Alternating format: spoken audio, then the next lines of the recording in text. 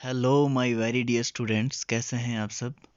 उम्मीद करता हूँ आप सब खैर आफियत से होंगे और बड़े अच्छे से दमदार तरीके से आपकी प्रिपरेशंस चल रही होंगी। सो आज हम बहुत ही इंपॉर्टेंट टॉपिक जो हमने कल शुरू किया था उसी को कंटिन्यू करते हुए उसका सेकंड और लास्ट पार्ट जो है हम करने वाले हैं। ये सेकंड भी है और लास्ट भी है, इसलिए हम शुरू करते हैं without wasting our more time. तो जेके एग्ज़ाम गुरु में आपका बहुत बहुत स्वागत है। देखिए, इंटरनेशनल ऑर्गेनाइजेशंस का पार्ट फर्स्ट जिसमें हमने यूनाइटेड नेशंस डिस्कस किया था, उसकी उसके ऑर्गन्स हमने पढ़े थे। आज हम इसका पार्ट सेकंड पढ़ने जा रहे हैं जिसमें हम डिस्कस करने वाले हैं बहुत सारी ऑर्गेनाइजेशंस। सबसे पहले आती है आईएमएफ। सबसे पहले देखो, मैं आपको तैयारी करा रहा हूँ कम्पिटिटिव एग्ज़ाम की, तो मैं टू दी पॉइंट आपको यहाँ पे साइंसदान या फिर मास्टर्स करवाने तो बैठा नहीं हूँ। मैं वही बताऊँगा जो आपको पेपर में आएगा और जो आप तैयार करके एग्जामिनेशन हॉल में जाएं और अपना क्वेश्चन सही करके आएँ। सबसे पहले आपको जो क्वेश्चन आता है, कई बार ये पूछ लेता है कि इसकी फुल फॉर्म क्या है। ठीक है, आईएमएफ की फुल फॉर्म क्या है, तो आपने बताना है इंटरनेशनल मॉनिटरी फंड। ठीक है, फिर क्वेश्चन आता है कि इसका हेडक्वार्टर कहाँ पे है, आपने इसका आंसर टिक करना है वाशिंगटन डीसी में है। ठीक है, फिर इसकी फॉर्मेशन कब हुई, उतना इम्पॉर्टेंट नहीं है, लेकिन अगर आपको याद रखना है तो आप याद रख सकते हैं। ठीक है, इसकी फॉर्मेशन हुई 27 दिसंबर 1945 सॉरी।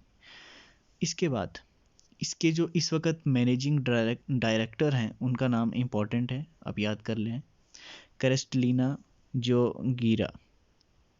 ठीक है, इसके बाद इसका काम क्या है, ये international monetary cooperation, promote international monetary cooperation, facilitate international trade, faster sustainable economic growth.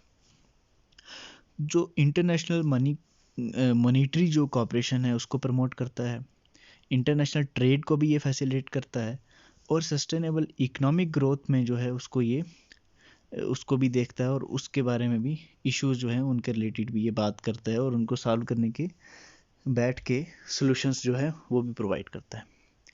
अच्छा, अब इसमें इम्पॉर्टेंट ये है कि जो आईएमएफ है ये किस कॉन्फ्रेंस का नतीजा है, ये बहुत इंपॉर्टेंट है, इस पे से आपको क्वेश्चन ज़रूर आएगा। देखो, मैं बता देता हूँ, जो आईएमएफ है वो ब्रेटन वुड्स कॉन्फ्रेंस का जो है नतीजा है। IMF is the result of Brayton would conference. ठीक है, अब इसमें मसला ये है कि इसके मेंबर्स कितने हैं, इसके मेंबर्स हैं 189 कंट्रीज़। उसके बाद इतना इम्पोर्टेंट नहीं है ये, इसमें जो याद करना है वो सबसे पहले आपको याद करना है कि आईएमएफ की फुल फॉर्म, इसका हेडक्वार्टर कहाँ पे है, मैनेजिंग डायरेक्टर कौन सा है, थोड़ा सा इसका जो है पर्पस है वो आपको पता कर लेना है। उसके बाद ये इम्पोर्टेंट है कि इसको ये किस ऑर्गेनाइजेशन का रिजल्ट है। ठीक है, अब उसके बाद जो इसमें इम्पोर्टेंट है वो ये है कि ये कौन सी रिपोर्ट्स रिलीज़ करता है। ठीक है, ये दो पॉइंट्स जो हैं ये आपके लिए बहुत इंपॉर्टेंट है। तो world economic outlook is given by IMF, ये याद रख लेना है, पूछेगा world economic outlook is given by, आपको आंसर टिक करना है आईएमएफ। फिर आपको क्वेश्चन आ सकता है global financial stability report is given by, तो आपको टिक करना है आईएमएफ। ये दो रिपोर्ट्स इसके रिगार्डिंग बहुत इंपॉर्टेंट हैं, आप इनको अच्छे से देख लीजिएगा। नेक्स्ट इंपॉर्टेंट चीज़ इसमें वो आ जाती है इसकी करेंसी। ठीक है, करेंसी जो है इसकी पेपर गोल्ड है और उसको हम एसडीआर भी कहते हैं, मतलब स्पेशल ड्राइंग राइट्स। पूछेगा आईएमएफ की करेंसी क्या है, ऑप्शन में दे देगा एसडीआर, वीडीआर, कुछ भी दे देगा, तो आपने टिक करना है एसडीआर पे। ठीक है, चलिए, इसके बारे में आपको इतना ही जानना है। अब हम नेक्स्ट ऑर्गेनाइजेशन की तरफ आते हैं, वर्ल्ड हेल्थ ऑर्गेनाइजेशन। ठीक है, इसके हेडक्वार्टर जो हैं वो है जनेवा स्विट्ज़रलैंड में। पहली चीज़ जो आपको याद रख लेनी है, कब बना, याद रख सकते हो तो रख लो, इम्पॉर्टेंट है इसलिए क्योंकि वर्ल्ड हेल्थ डे जो है वो भी 7 अप्रैल को ही मनाते हैं और इसकी फॉर्मेशन भी 7 अप्रैल 1948 को हुई। ठीक है, अगली चीज़ जो आपको याद रख लेनी है वो इसका जो हेड होता है वो डायरेक्टर जनरल होता है, और जो इस वक्त के डायरेक्टर जनरल हैं वो हैं टेड्रोस एडहानोम। ठीक है, इसके बारे में जो आपको आगे चीज़ें याद रख लेनी है वो ये हैं कि 194 कंट्रीज़ जो हैं इसके मेंबर्स हैं, इतना इम्पोर्टेंट नहीं है। और हाँ, ये इम्पॉर्टेंट है कि WHO जो है वो एक ऑर्गेनाइज मेंबर है UNSC का। UNSC मतलब यूनाइटेड नेशंस सिक्योरिटी काउंसिल का। अच्छा, हेल्थ डे आपको पता चल गया। वर्ल्ड हेल्थ डे 7 अप्रैल को है। क्यों है? क्योंकि 7 अप्रैल को ही हमने जो है वो WHO वर्ल्ड हेल्थ ऑर्गेनाइजेशन को एस्टेब्लिश किया था 7 अप्रैल 1948 को। ठीक है, चलिए नेक्स्ट हम देखते हैं इसके बारे में हमें क्या जानना जो है वो ज़रूरी है। वो ये है कि 2021 का जो हेल्थ डे है उसका क्या थीम है। बहुत इंपॉर्टेंट है, क्वेश्चन आ सकता है इसमें। सो स्टूडेंट्स, अब आपके लिए एक असाइनमेंट है, जो आपको होमवर्क है, जो आपको करना है। अब आपको बताना है मुझे कमेंट सेक्शन में कि थीम ऑफ 2021 हेल्थ डे क्या है। 2021 का जो हेल्थ डे है उसका थीम WHO ने क्या बताया है। ठीक है, बहुत इंपॉर्टेंट है, आ भी सकता है ये। अच्छा, world health report is issued by WHO every year. आपको क्वेश्चन आएगा कि वर्ल्ड हेल्थ रिपोर्ट कौन इशू करता है, तो आपको रिप्लाई करना है, ऑप्शन टिक करना है WHO। फिर क्वेश्चन आएगा कि उसमें इंडिया का रैंक क्या था। इंडिया का रैंक था 120।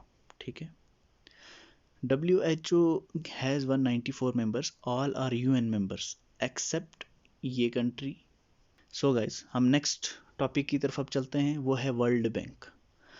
अब मैंने जैसे अभी ऊपर आपको IMF का बताया था, ये किस और कॉन्फ्रेंस का नतीजा है, तो वो है ब्रेटन वुड्स कॉन्फ्रेंस का नतीजा था। अब वर्ल्ड बैंक में भी ब्रेटन वुड्स के बारे में हम पढ़ लेते हैं। ब्रेटन वुड्स है एक कॉन्फ्रेंस हुई थी, कहाँ हुई थी? ब्रेटन वुड्स जगह का नाम है, न्यू हैम्पशायर USA में है, और इसमें 44 नेशंस ने पार्टिसिपेट किया था, इंक्लूडेड ब्रिटिश इंडिया। ये जब कॉन्फ्रेंस हुई थी तब इंडिया जो था अंडर ब्रिटिश रूल था, इसलिए जो है मैंने ब्रिटिश इंडिया लिखा है। ठीक है, तो अब इसका जो ये जो कॉन्फ्रेंस हुई, इसका नतीजा ये निकला कि 3 इंटरनेशनल इंस्टीट्यूशंस का जो है वो बुनियाद रखी गई।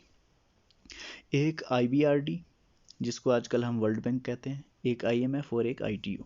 IBRD की फुल फॉर्म आती है क्वेश्चंस में बहुत बार, और आपको ये भी पूछेगा कि IMF के साथ और कौन सी बॉडी का जो है बुनियाद रखी गई, और वो आपको आ जाएगा, या IBRD दे देगा, आप पूछेगा इसके साथ कौन सी थी, तो आपने IMF IBRD याद रख लेनी है बहुत अच्छे से, क्योंकि ITU तो अब फंक्शनल नहीं है, तो इस पर क्वेश्चन नहीं आते हैं। ठीक है ना, चलिए ये 3 बॉडीज़ जो हैं, IBRD IMF ITU। IBRD की फुल फॉर्म है international bank for reconstruction and development, जिसको आजकल हम वर्ल्ड बैंक भी कहते हैं, commonly known as world bank. ठीक है, अब वर्ल्ड बैंक के जो है 5 इंस्टीट्यूशंस हैं, आपको इतना इम्पोर्टेंट नहीं है, देख लेना अगर किसी को पढ़ने होंगे, लेकिन इतना इम्पोर्टेंट नहीं है, मैंने लिख दिए हैं। अब इम्पॉर्टेंट है कि वर्ल्ड बैंक के हेडक्वार्टर कहाँ पे। वर्ल्ड बैंक का हेडक्वार्टर है वाशिंगटन DC। अब देखो, मनी के रिलेटेड जो भी चीज़ें हैं ना, उनके हेडक्वार्टर्स जो हैं वो वाशिंगटन DC में है, याद रख। जैसे IMF का भी हमने डिस्कस किया था, देख लीजिए, मैं आपको दिखा देता हूँ एक बार, देखिए वाशिंगटन DC में था। ठीक है ना, इस तरह से आपको याद करने में बड़ी आसानी रहेगी। और इसकी फॉर्मेशन कब हुई? वर्ल्ड बैंक की फॉर्मेशन हुई है जुलाई 1994 में। ठीक है, इसके प्रेसिडेंट कौन है, याद रख सकते हैं तो रखिए, नहीं तो कोई बात नहीं। अब देखो, IBRD and IDA form the world bank, ये याद रख लेना पॉइंट। ठीक है, इस पे ऑब्जेक्टिव आता है कि वर्ल्ड बैंक किन किन को मिला के बनता है, IBRD और IDA मिला के क्या बनता है, वर्ल्ड बैंक। ठीक है, चलिए नेक्स्ट ऑर्गेनाइजेशन की बात करते हैं, वर्ल्ड ट्रेड ऑर्गेनाइजेशन। अब ITO जो है वो फेल्ड हो गया, तो इसके बाद ITO फेल होने के बाद एक नई ऑर्गेनाइजेशन वजूद में आई, जिसका नाम था वर्ल्ड ट्रेड ऑर्गेनाइजेशन। कब? 1 जनवरी 1995 को, अंडर दी मराकेश एग्रीमेंट। ये बहुत इंपॉर्टेंट है, पूछेगा मराकेश एग्रीमेंट के अंडर कौन सी ऑर्गेनाइजेशन वजूद में आई, तो आपने बताना है वर्ल्ड ट्रेड ऑर्गेनाइजेशन। ठीक है, फिर क्वेश्चन आएगा कि कितनी कंट्रीज़ ने इसको साइन किया, तो आपने आंसर लिखना है 123 नेशंस। ठीक है, और इसने किसको रिप्लेस किया? General agreement on tariffs and trade, GATT। ये भी याद रख लेना है, ये जितना भी लिखा है बहुत इंपॉर्टेंट है, आपको पता होना चाहिए। सबसे पहले कब बनी?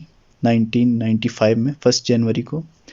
किस एग्रीमेंट के अंदर बनी? Under Marrakesh agreement. और कितने कंट्रीज़ ने साइन किया? 123। और इसने किसको रिप्लेस किया? इसने रिप्लेस किया GATT को, ठीक है, journal agreement on tariffs and trade. चलिए इसका आगे देखते हैं। इसका हेडक्वार्टर कहाँ है? इसका हेडक्वार्टर है जनेवा, स्विट्ज़रलैंड में। Official language English, French, Spanish. Purpose क्या है? टू रेगुलेट इंटरनेशनल ट्रेड, वो तो इसके नाम से ही जाहिर है। और dealing with the rules of trade between Nations के बीच में, जो अलग अलग मुल्कों के बीच में कारोबार हो रहा है, ट्रेड हो रहा है, उसके रूल सेट करना। और इसके मेंबर्स हैं अभी 164।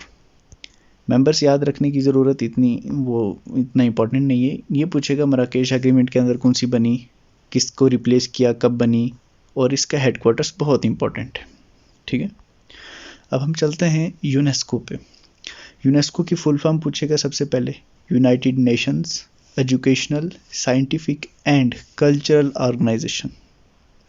अब यूनेस्को के 193 स्टेट मेंबर्स हैं और 11 एसोसिएट मेंबर्स हैं।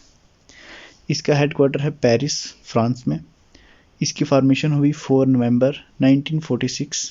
और इसके जो अभी डायरेक्टर जनरल हैं वो ऑदरे अजोलिए हैं। और ये क्या करता है? टीचर्स ट्रेनिंग को भी प्रोवाइड करता है, हेल्प करता है education, improving education world wide, protecting important historical and cultural sites. ये बहुत ही इंपॉर्टेंट पॉइंट है कि इम्पॉर्टेंट हिस्टोरिकल और कल्चरल साइट्स को कौन प्रोटेक्ट करता है या प्रिजर्व करवाता है? वो है यूनेस्को। और उसके तहत इंडिया में 39 यूनेस्को वर्ल्ड हेरिटेज साइट्स हैं, ठीक है। और 6th हैं लार्जेस्ट इन नंबर्स। अगर नंबर्स में बात करें तो वर्ल्ड में 6th नंबर पे आती हैं। 39 जो हैं इंडिया में हैं ये साइट्स। और ये साइट्स कई बार पूछ भी देता है, इसलिए ये साइट्स भी आप याद कर लीजिएगा। ख़ास तौर पे ये देख लीजिएगा कि जम्मू कश्मीर में कोई यूनेस्को साइट है तो उसको याद कर लीजिएगा बड़े अच्छे से। अब हम आज की लास्ट ऑर्गेनाइजेशन के बारे में पढ़ेंगे, UNCTAD, United Nations conference on trade and development. Question आता है कि इसका हेडक्वार्टर कहाँ पे? जनेवा, स्विट्ज़रलैंड में है। और ये एक परमानेंट इंटर गवर्नमेंटल बॉडी है, established bye UN general assembly in 1964, ठीक है। ये पॉइंट याद रख लेना कि ये परमानेंट इंटर गवर्नमेंटल बॉडी है, ठीक है। अब इसकी कितने मेंबर हैं? 195। याद रखना, रखिए नहीं तो नहीं। ये है to provide a forum for developing countries to discuss the problems relating to economic development. काम क्या है इसका? इसका काम है जो डेवलपिंग कंट्रीज हैं ना, उनकी जो इकोनॉमिक के रिलेटेड जो प्रॉब्लम्स हैं, इकोनॉमी के रिलेटेड, उनको डिस्कस करने का एक प्लेटफॉर्म है कि आप अपनी प्रॉब्लम्स लाएं, वहाँ पे डिस्कस करें और मिल बैठ के एक सोल्यूशन निकालें, ठीक है। अब इसका जो है, इसकी याद रख लेनी है कि UNCTAD is a part of UN secretariat, ठीक है। UN सेक्रेटेरिएट का एक पार्ट है। अब इसकी जो सेकंड कॉन्फ्रेंस हुई थी वो हुई थी न्यू दिल्ली में 1968 में। सो देख लीजिए 1964 में ये बना है, 1968 में इसकी सेकंड कॉन्फ्रेंस इंडिया में हुई थी, ठीक है। अब मैंने आपको बताया जो रिपोर्ट्स रिलीज़ करते हैं वो बड़ी इंपॉर्टेंट है। ये एक रिपोर्ट रिलीज़ करता है वर्ल्ड इन्वेस्टमेंट रिपोर्ट, ठीक है। वर्ल्ड इन्वेस्टमेंट रिपोर्ट कौन रिलीज़ करता है? क्वेश्चन में आएगा तो आपने टिक करना है UNCTAD। और इंडिया का रैंक क्या है उस रिपोर्ट के मुताबिक? 9th। सो गाइज, आज का हमारा ये लेक्चर यहीं ख़त्म होता है। नेक्स्ट जो है वो मैं नया टॉपिक लेके आऊँगा, वो है रीजनल ऑर्गेनाइजेशंस, जिसमें हम सार्क, आसियान और बिम्स्टेक वगैरह जितनी भी ऑर्गेनाइजेशंस हैं वो सब हम डिस्कस करेंगे। और अच्छे से मैं आपको ट्रिक्स भी बताऊंगा, क्योंकि उनकी कंट्रीज़ मेंबर्स याद रखना बहुत इंपॉर्टेंट है। मैं हमको याद करने के आपको ट्रिक्स भी बताऊंगा। और उम्मीद करता हूँ आपको मेरे लेक्चर्स से समझ आ रही होगी, पसंद कर रहे होंगे आप इसको। और मिलते हैं अगले लेक्चर के साथ। Thank you so much. अपना ख्याल रखिए, कोरोना भी है, मास्क पहनिए, सैनिटाइज़र का यूज़ करिए और इसको ईजी मत लें। बहुत ही कठिन दौर से इस वक्त दुनिया गुजर रही है। So guys, thank you, bye bye.